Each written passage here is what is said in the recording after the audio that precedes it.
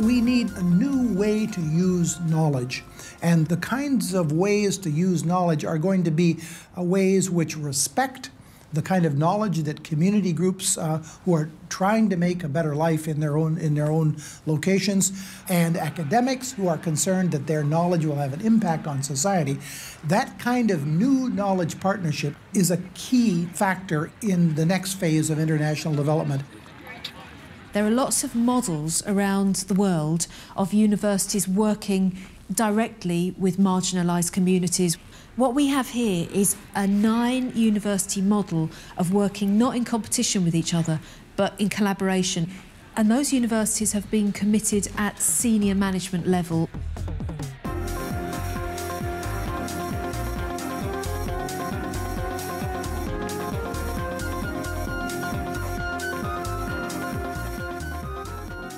And once we got ourselves clear at that level, what we then did was all the institutions went out and discussed with their community partners and potential partners. Some had good links, some had what you might call emergent links, and some had none at all. Some of the networking events that were held for the project were very interesting in that there was obviously a lot of people who had never even thought that they would ever sort of enter the portals of a university, who were being brought into it from the sort of contacts that were being made.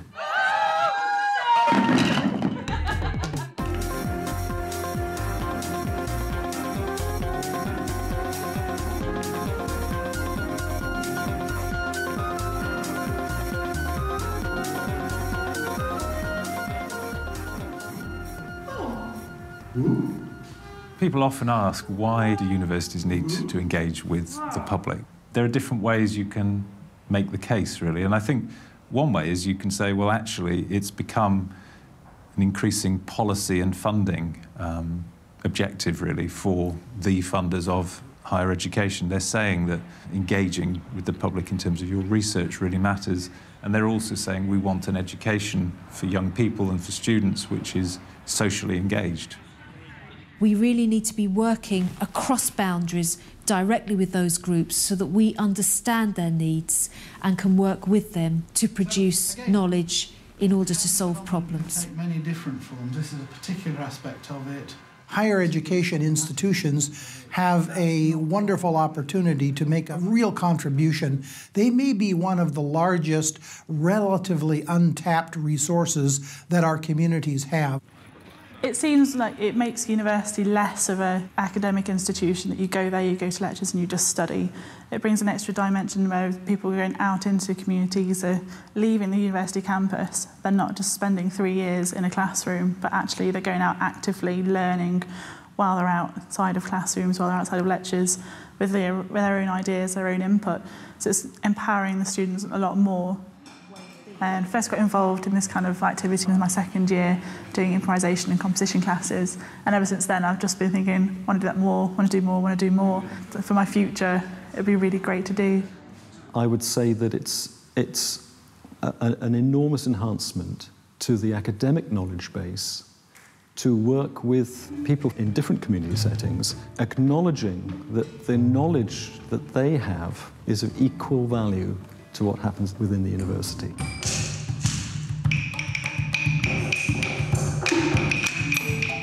It's very much about developing community and about creating a sense of confidence in people. So far, we've run well over 400 workshops. I felt it was very important from the outset to be able to choose people to do the training who came from all kinds of different professions. This is not just for musicians.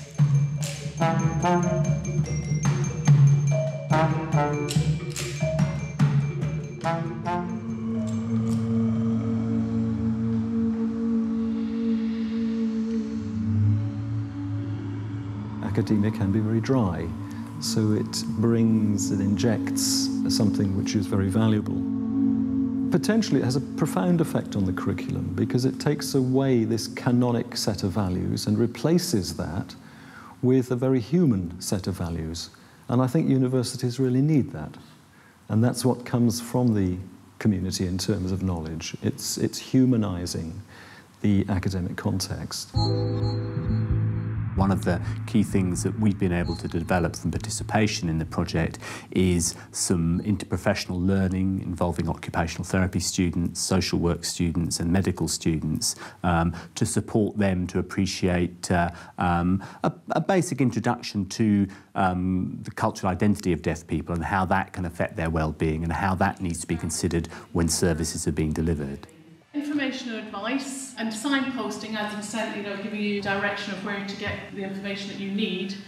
It could be benefits advice, you might want community meals, you might want to contact Sussex Deaf Association, the RNID, Deaflines UK, absolutely anybody. They will be able to find out where you would go to get that resolved. Learning from the lived experience of people can help us make sure that what we do, particularly in professional training, means that we produce qualified professionals who are able to genuinely have some understanding of people's situation. Another very significant development has been the opportunities it's provided for research. We've been able to have 2 of our master's students carry out research projects related to deaf people's well-being and professional practice, which just would not have been possible without partnership with the project. The involvement of university, I think the university was a gateway for us. The university opened the door. It was leading from the front at the very beginning of the project because the university had the expertise, the knowledge that could support and open, they had the key to open the door for us. So I haven't seen or heard of that opportunity in the past. There were different ways to learn. It wasn't just the place where you went and learned there, but it's the community coming out towards the other people, other communities. It started as a youth group, and we had lots and lots of young people who were coming to us, and they felt that they had some sort of potential ability or potential talent in certain art forms, but they didn't know where they could go to express it or develop what they had. So you've got your headphones on, now we're going to do the mic. We've got a radio production suite that we've built here. Yep, that's it. This is Street to Walk In by Hitsman. That's it. So we could actually run a radio programme out of there. And we've got MCs that record in the recording studio. Don't give up on AIDS. We're also bringing a group of young people to a conference that you're having in the university. I think it's the Resilience Therapy Conference as well, and that's exactly the kind of project that we want our young people to be involved in. And the idea, from my perspective, is to get something that really tells the audience something about resilience, that they'll come out of that performance and they'll think, wow, I really understand something about resilience I didn't understand before, or have some emotional reaction. This is the first time where I think we've worked with an education establishment, and the young people are being given recognition for the actual work that they've done, not just the standard, but the actual ideas. And the university is probably the first educational establishment that's actually said, what do you guys want to do? So we were just talking about how you might bring that out in the performance. I can write music, I can write songs, I can do this, I can do that. But my big thing would be to perform. And they said, well, you can't perform them lyrics, you can't perform that song. So I had to go home and find a way to put the words across in the same meaning, but in a positive attitude. It sort of like puts a stamp on what you thought of the work in the first place, because we always thought, this is really special what we're doing here.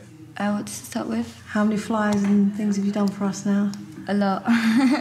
University is like a major part of it, because you cannot have real education unless you kind of like interact with people in that sort of academic field. So yeah, the university is kind of like key, but also the college and also the schools. Education itself is kind of like key to what we're actually doing, because we think the face of education is changing anyway. Having the project here has definitely given us a new way of thinking. It's enabled us to have the credibility for what we're trying to do here. It's evolved from being a kitchen showroom to being a heritage centre, a music hall and cinema. It really made other people realise how important Sheppey was. It's all right for local people to say it, but to have academics reaffirm that has been a huge step forward. There's actually an audit trail from the research to regeneration of a community. And regeneration just isn't about buildings, it's about getting the heart and the spirit back into a community. If you haven't got a sense of pride in the place that you live, you don't get a sense of pride in what you can achieve.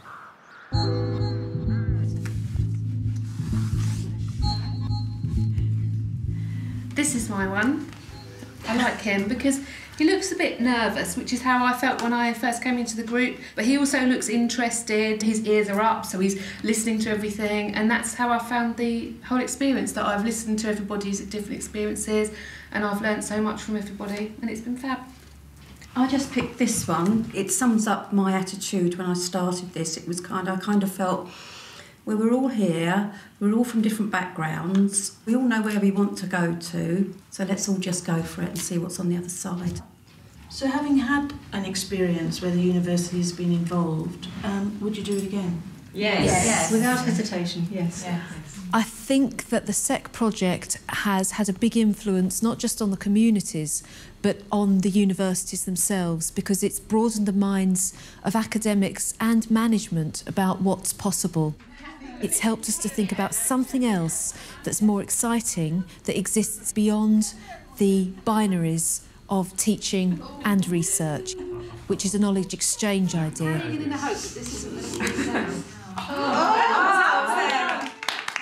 One of the things that comes out of this, there's a potential connection with the curriculum, student volunteering, particularly in the community, and there's potential on the research side to connect people who've got relevant research interests. I think this equality of relationship between the university and community does much more than boost morale. I think it extends our knowledge base. It broadens our sense of what it is to be human. It actually identifies much more clearly the purpose for which we do this work. The legacy and spin-off for the SEC programme is really the relationships that have been fostered and developed within communities, and we have now direct links with many community groups as well as third sector and government agencies. As a triumvirate of the 3 universities within Hampshire, we've got to know each other much better, and we've got much better contacts within our little regional group. And certainly I'm pretty confident that I could speak to University of Southampton and University of Portsmouth to talk to them about a project that's come in on social enterprise and look at it as a partnership approach to how we would deal with that. Once you have the relationships, you know, you really need to keep those relationships alive even when the funding is over.